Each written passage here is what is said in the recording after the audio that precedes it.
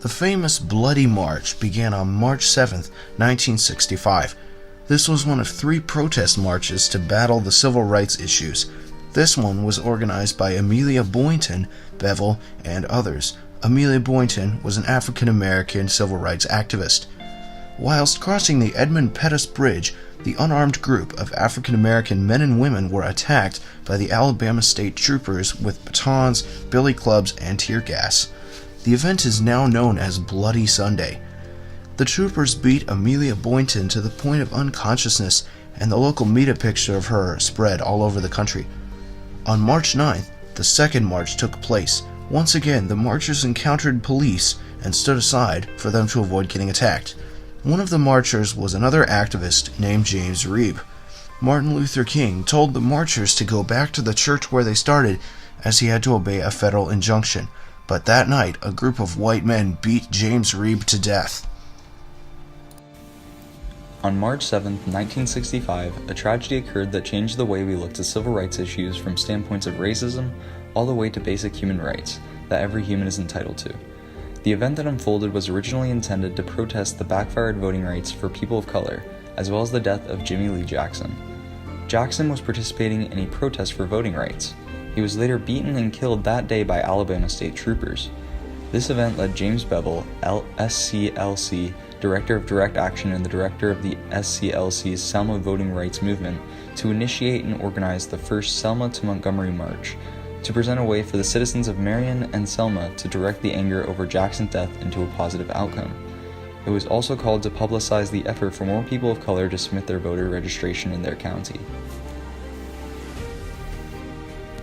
Leading into the main groups and organizations. One of the main groups and organizations were the state troopers. The state troopers committed a terrible crime on this day, as they would beat and throw tear gas into a crowd of marching African Americans, hospitalizing 17 of them. The next most important group, being the African American marchers, were peacefully marching across the bridge as they encountered some state troopers and then were beaten without mercy. One of the main important people were George C. Wallace, as he commanded the state troopers and commanded them not to let the African Americans march. Another important group would be the Good Samaritan Hospital, as they treated around 60 African Americans. One of the greatest people involved would be Dr. King, as he was supposed to be leading the people for the march, but his aides talked him out of it.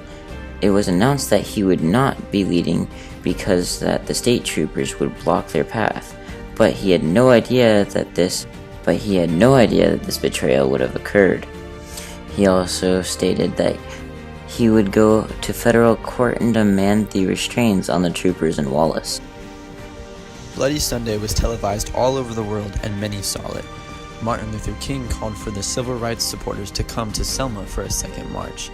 Congress pressured him to restrain the march until a court could rule on whether the protesters deserved federal protection.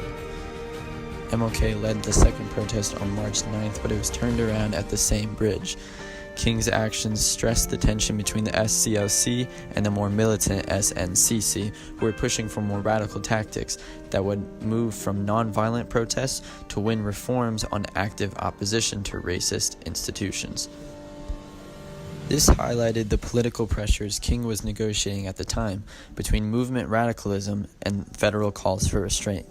President Lyndon B. Johnson signed the Voting Rights Act of 1965, 5 months after the end of the marches. In 1996, the Selma to Montgomery National Historic Trail was created by Congress under the National Trail System Act of 1968. The Secretary of Transportation designated the trail an all-American road, or a road that has national significance, cannot be replicated, and is a destination unto itself. The incident on Edmund Pettus Bridge is an act of discrimination and reflects how the United States has often poorly treated its citizens and the rights of its people. Unfortunately, this controversial trend can be seen in modern days through the death penalty. The death penalty has existed for hundreds of years. The very first death sentence, which was done by a firing squad, can be traced back to the late 1600s when someone was executed in Jamestown, Virginia. This was just after America became a country, meaning America was technically the first country in the world to use the death penalty. This said sentence was done to a captain named George Kendall, a military captain who was killed for spying on the Spanish government, who at the time were supposed to be separate from the British-American conflicts. Throughout the rest of the 1600s and continuing into the 1700s, many public hangings and firing squads took place. The rules and standards varied from different colonies such as Delaware and New York. Depending on the region, crimes like stealing food, trading with Native Americans, witchcraft, and heresy were punishable by death. The act of execution was viewed as a deterrent, and it was only because of the ideas of Europe's theorists that the movements against the death penalty began to take place. One of these said theorists, a man named Caesar Beccaria from Italy, claimed that there were no crimes that provided justification for taking a human life. When the Declaration of Independence was signed, Benjamin Franklin believed that the death penalty was indeed unjustified, and that it actually increased criminal activity and thus could not function as a deterrent for crimes. Finally, in 1794, 18 years after the Declaration of Independence was signed, the death penalty was repealed in Pennsylvania for all crimes, with the exception of first-degree murder. The death penalty system in the U.S. is applied in an unfair and unjust manner against people, largely dependent on how much money they have, the skill of their attorneys, race of the victims, and where the crime took place. People of color are far more likely to be executed than white people, especially if the victim is white. The death penalty is a waste of taxpayer funds and has no public safety benefit.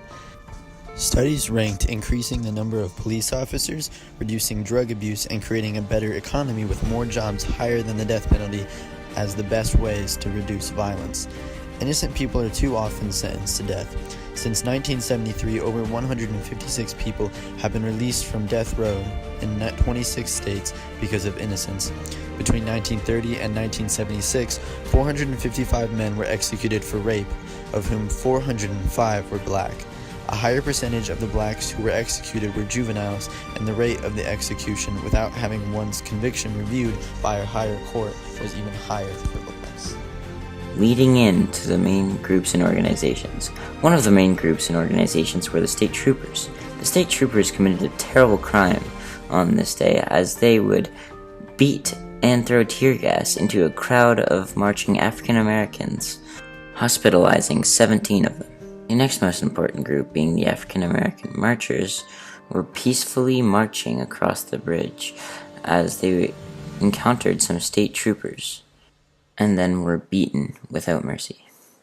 One of the main important people were George C. Wallace, as he commanded the state troopers and commanded them not to let the African Americans march.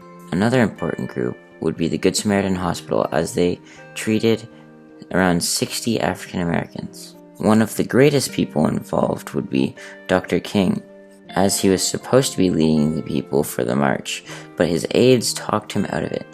It was announced that he would not be leading because that the state troopers would block their path, but he had no idea that this betrayal would have occurred.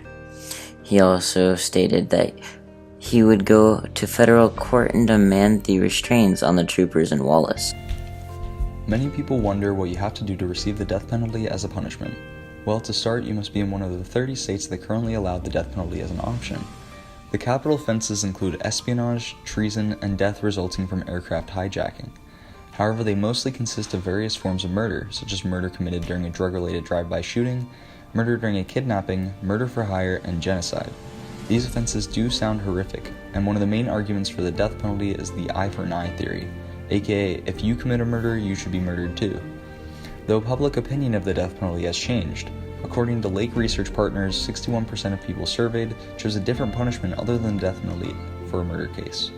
The number of overall death penalty convictions is also on the decline, from 98 convictions in 1999 to just 25 in 2018. President Donald J. Trump has also touched his opinion on capital punishment, stating this at a speech. "We will protect those who protect us, and we will believe the right punishment, and all we do for cop killers is called the death penalty." And you know, in some circles it's very controversial to say that. You all have television cameras rolling back there, and for me it's not even a little controversial. You kill a cop and it's called the death penalty. While it's very back and forth, everyone is entitled to opinion on the death penalty.